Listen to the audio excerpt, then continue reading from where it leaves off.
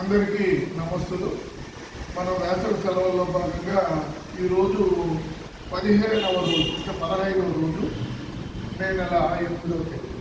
ఈరోజు మనం అకారాది క్రమంలో ఓతో మొదలయ్యేటటువంటి పద్యాలు. ఓర్పులేని భార్యయున్న పలంభేమి, బుద్ధి లేని బిడ్డ పుట్టియేమి, సద్గుణంబులేని చదువది ఏలనా, విశ్వదాభిరామ వినురవేమా.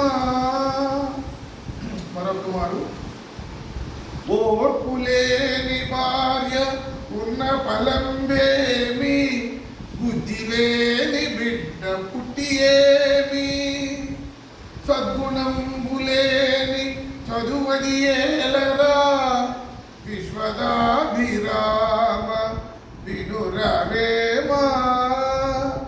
దీని భావం ఓర్పు లేనటువంటి భార్య, బుద్ధి లేనటువంటి అంటే తెలివి లేనటువంటి పిల్లలు, సద్గుణము లేనటువంటి చదువు అంటే మంచి గుణాలు లేనటువంటి చదువు, ఇది ఉన్న ఫలితం లేదు అని అర్థం. అంటే ఓర్పు లేని భార్య ఉన్నా ఫలితం లేదు, బుద్ధి లేని తెలివి లేనటువంటి పిల్లలు ఉన్నా ఒకటే లేకున్నా ఒకటే.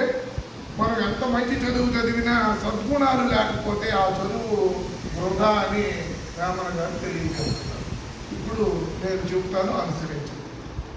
ఓర్పు లేని భార్య ఉన్న ఫలంబేమి,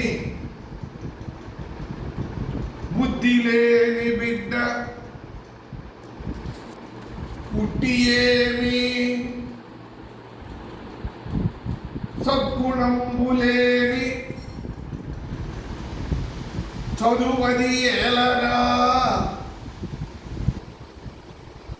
విశ్వదాభిరామ వినురవేమా.